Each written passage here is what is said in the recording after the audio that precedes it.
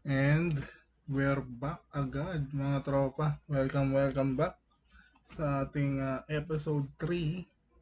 Episode 3 na tayo mga tropa. Pangatlong episode na natin sa HTML. And last time, eto yung ating huling topic na si Big Boy Table.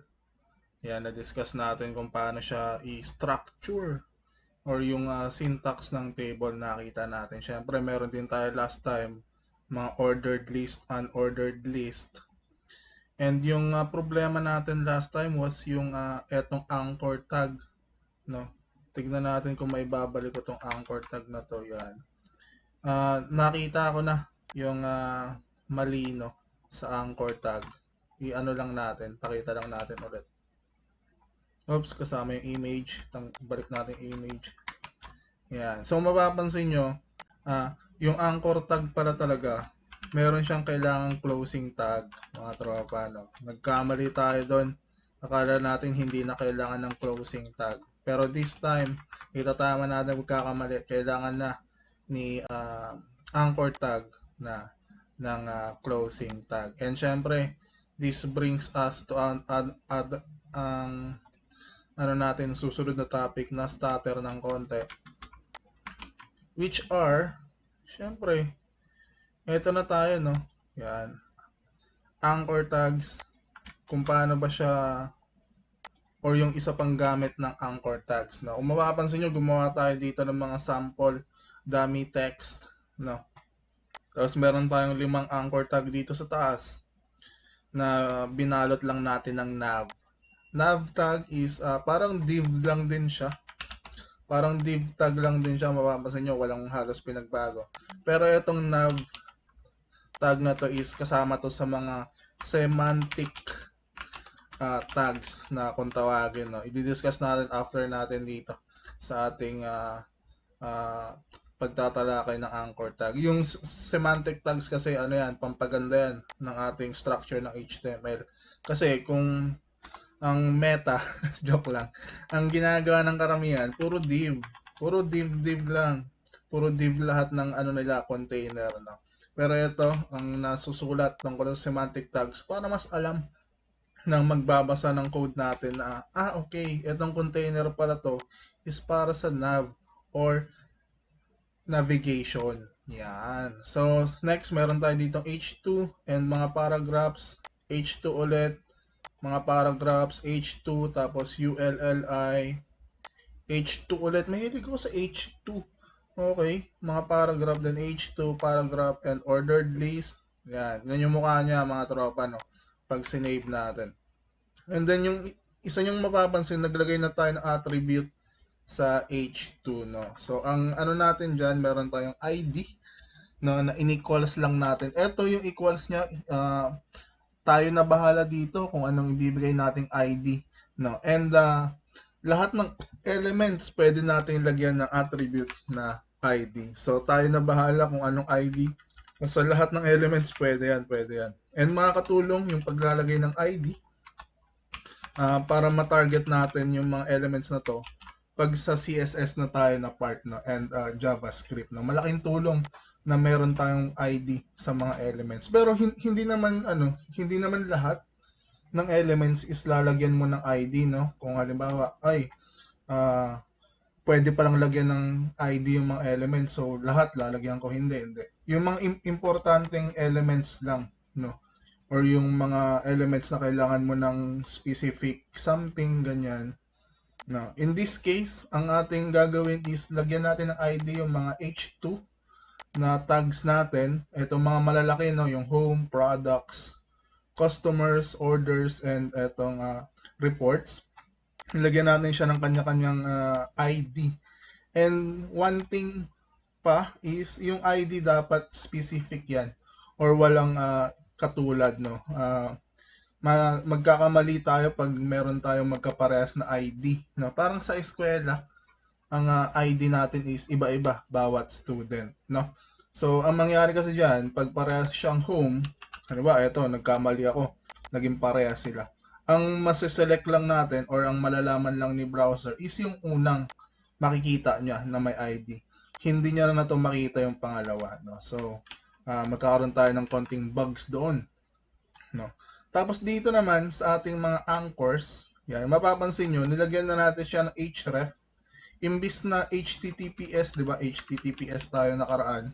Last ano natin, ganyan, // tapos kung anong website.com. Ginawa natin, hashtag, tapos kung ano yung ID ng mga H2 na to, no? Meron tayo dito para sa ID na home, yan, yung una, tapos products, and so on and so forth. Tapos, ang mangyari dito, if ever i-click natin yung link, mapupunta siya dito sa href na to. No? So, let's see this in action. Na i-save natin. Then, try natin i-click yung home. O, diba? Ang nangyari, napunta siya sa home page or home na H2. No? Napunta to sa pinakamataas. I-try naman natin pag yung customers. Click natin sa customers. Yan. Napunta siya dito sa part ng customers. Mapapansin nyo to sa mga websites na napupuntahan natin, na parang meron sa taas mga navigations, mga about, contact us, 'di ba? Parang ganoon din to, parang ganoon din to na pag i-click ni user, yan, napupunta siya doon sa part na na-click niya, no. So yun yung ano niya, kailangan lang ng ID ng element na yan and i-reference natin dito sa ating mga anchor tags naman, no. Tapos yung next natin na itatalakay mga tropa, 'di ba natalakay na natin yung ID, no? And syempre, tatalakayin na rin natin yung mga ilan sa mga semantic tags, no? Semantic tags. Alright. So, ang ibig sabihin lang naman ng semantic tags para maganda siya basahin sa programmer, no? Kasi pare-parehas lang naman, diba? Sinabi natin kanina yun, nav tag.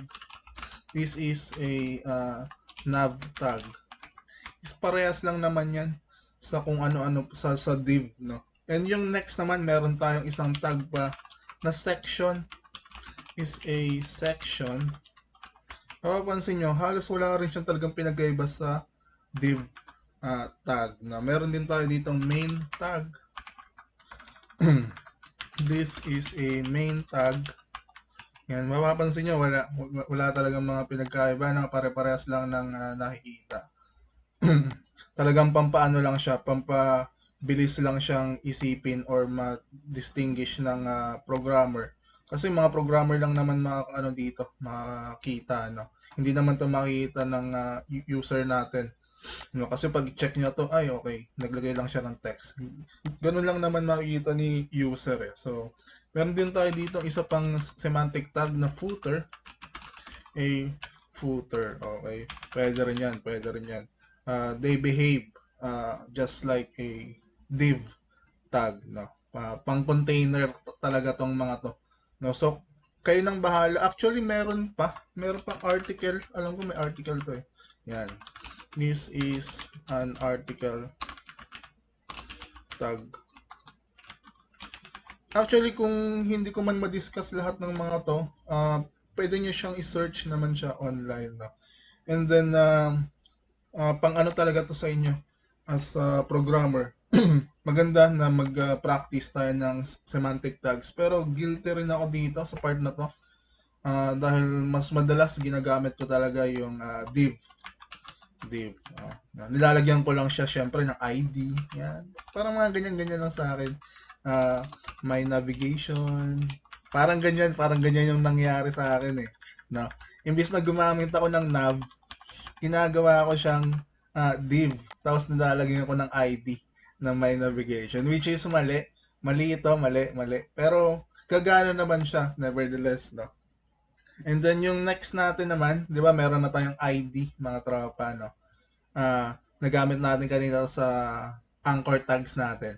Ang isa pang attribute na pwede natin ilagay sa mga elements natin is yung class. No, class. Lagay ko sa harapan. Class. Yan. My class.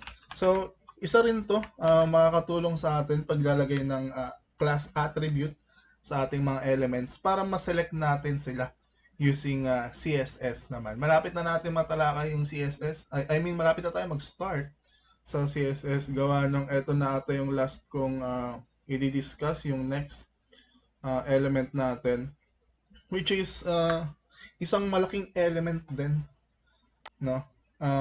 Ito pinahapayawan ko lang to ha, huwag kayong magtatampo. Basta isipin lang natin lahat ng element pwede natin lagyan ng class na attribute tsaka ID na attribute, no? Mas magagamit natin kasi ito on our discussion sa CSS and JavaScript.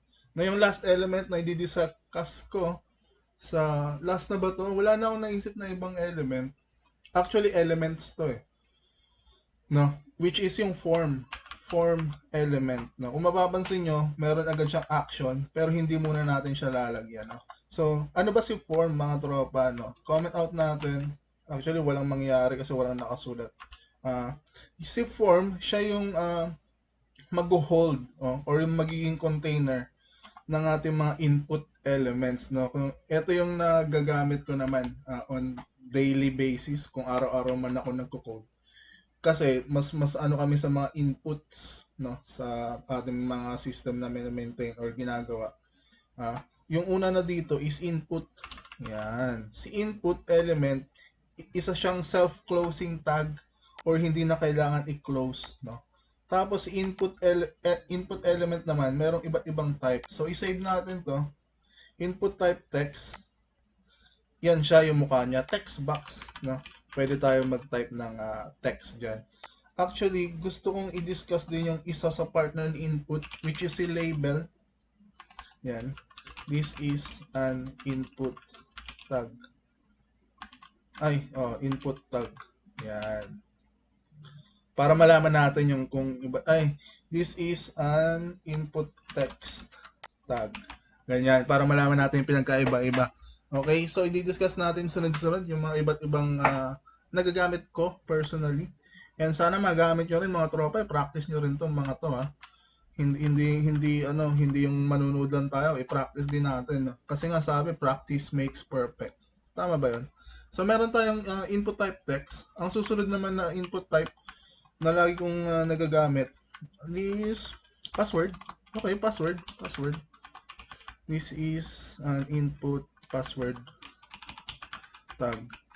Okay, ano ba yung ano sila tawag dito yung isang type ng element, ano nga to, inline element, no, yung hindi siya block element. Na discuss natin to sa ano, di ba? Yan. So napansin natin na si mga input elements is inline element, no. So nagtuloy-tuloy lang.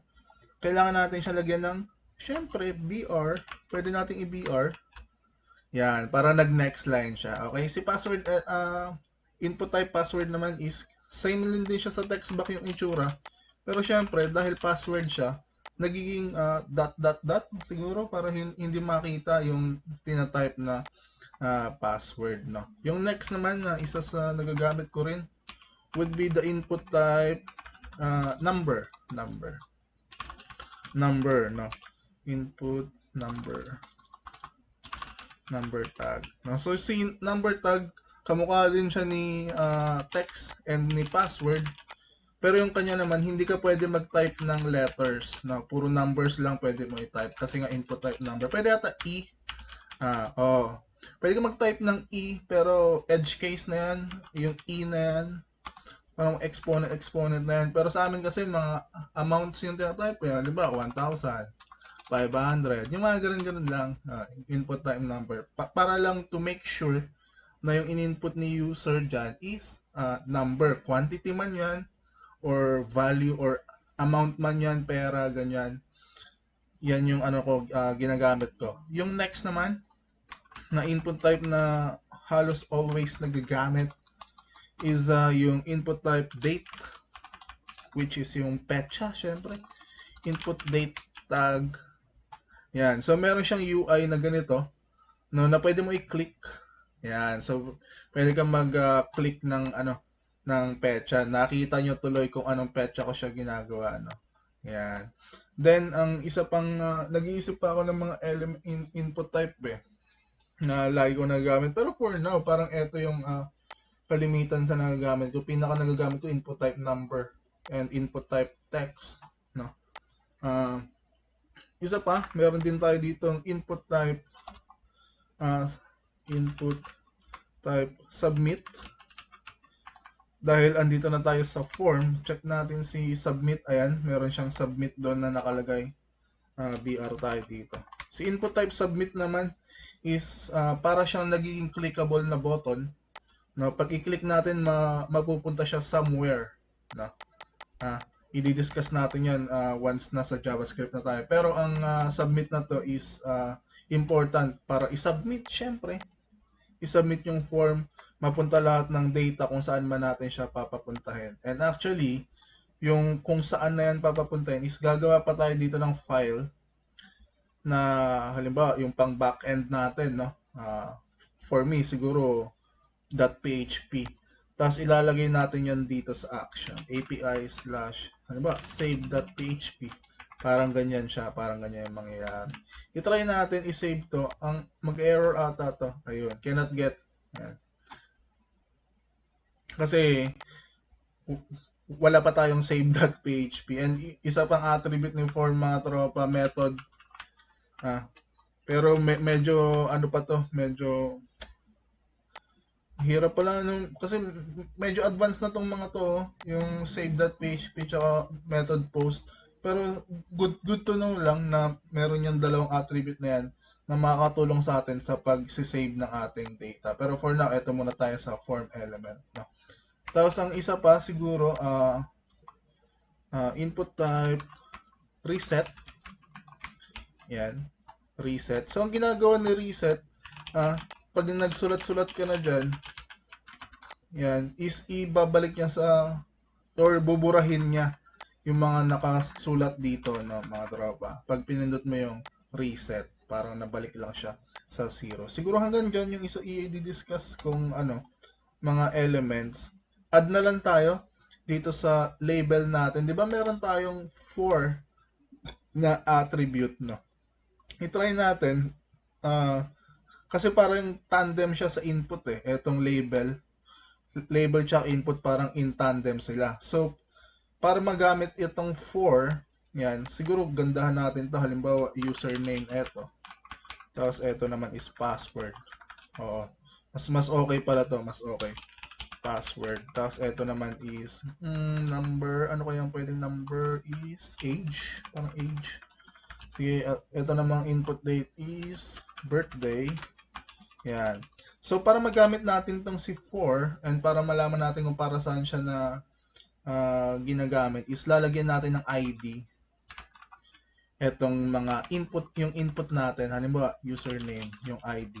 Tapos dito sa 4, ilalagay din natin tong username. So, mapapansin nyo, pag i-click nyo, etong label na may content na username, ang nakiklik napupunta tayo dito sa username mismo kahit hindi tayo dito mag-click sa text box na to, no?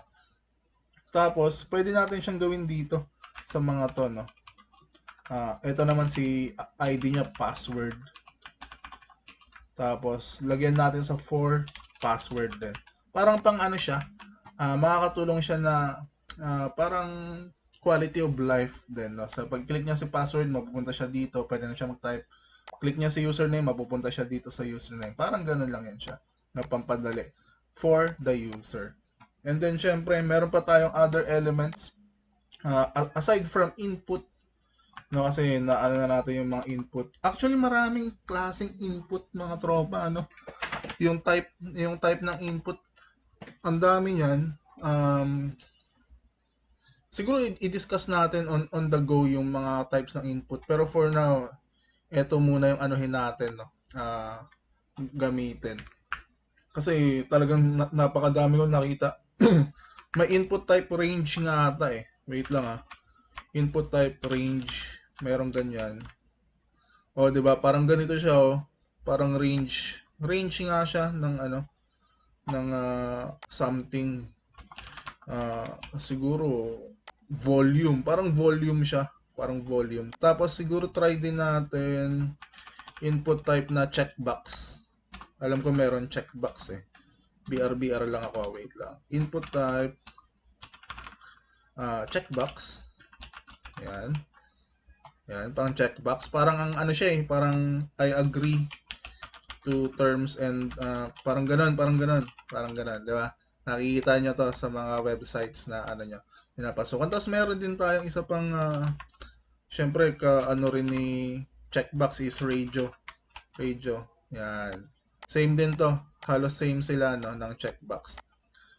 Yan. Yan yung mga naalala ko eh. So, moving on kasi meron pa tayong iba't ibang elements na pwede nating ilagay. Or meron pa tayong isa which is yung select element. Yan. Si select element naman, isa rin siyang yung katulad ng nakaraan na discuss natin yung OL tsaka UL, 'di ba? Meron siyang mga anak. Si select element may mga ganun din, no? Kasi pag ilagay lang natin siya na walang ganyan, parang ano lang siya, parang box lang siya na may arrow down. Ang anak ni select is mga options. Syempre, option 1, option 2, option 3, option 4, parang ganyan siya, no? Mag-BR lang ako ulit para ma-next line siya. So, eto si option mga tropa. Parang ganyan yung mukha niya, no? Kung ano yung mga ilalagay natin, si option tuloy. Si select, eto siya. Tapos kung anong ilalagay natin dito ng mga options, yun yung pwedeng piliin ni user. Pag wala sa options, hindi niya pwedeng mapili dyan, no? Ganun siya. Ayan siguro yung mga elements na na sa HTML elements natin, no? Hanggang dyan. Pero syempre, mag-i-introduce tayo ng mga more elements like this, yung mga input types na to. Napakadami niyan, tropa. On the go habang nag-aano na tayo. Pero to recap our episode, medyo mabilis lang tayo dito ngayon, tropa, no? Kasi parang ito na yung last episode ng HTML only. Tapos mapupunta na tayo sa HTML with CSS tayo, no?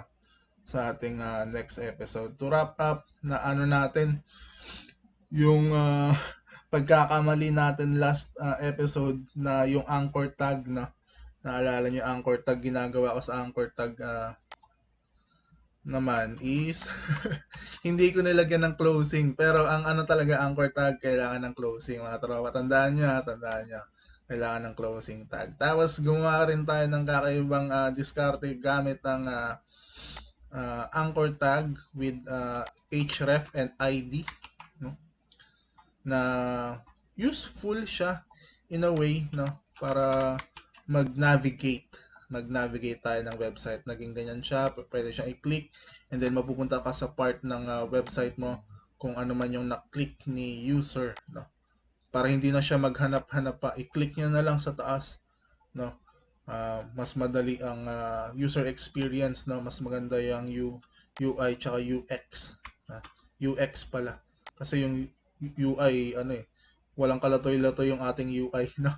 Pero gagawin natin ng paraan yan, mga tropa. Malapit na tayo CSS eh. Isang episode na lang. And then, syempre, nagkaroon din tayo ng mga introduction sa mga semantic tags, which are the nav, section, article, main tag, footer tag, na.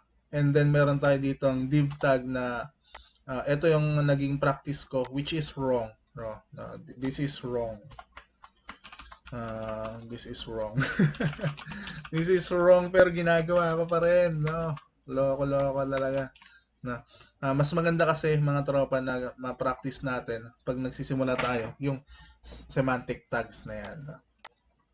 And then lastly, na discussion natin for tonight or for this day, this episode, is yung form tag, no, na meron siyang attributes na action and method na i-discuss natin to in the future, no. Malaking to.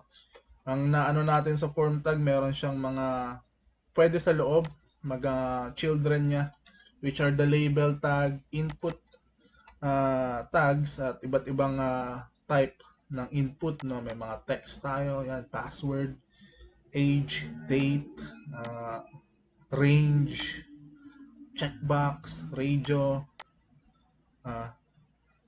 and lastly, meron tayo submit and reset, no. And lastly, meron tayo dito yung select element, na which is isa rin sa mga pinaka nagagamit ko, no. Kung ang number 1 ko nagagamit is yung input types, text and number, yung siguro sa top 5 ko rin to or top 10 na nagagamit na element is yung select element, na useful itong select element. And syempre, hanggang dun muna tayo mga tropa. Next episode, CSS tayo konti. And then, thank you, thank you. Kung meron kayong palang mga questions, regarding sa ating discuss, please do comment or message nyo ako, no, kung saan nyo man ako nakikita or natagpuan mga tropa. And susubukan natin yung sagutin. Thank you, and have a nice day.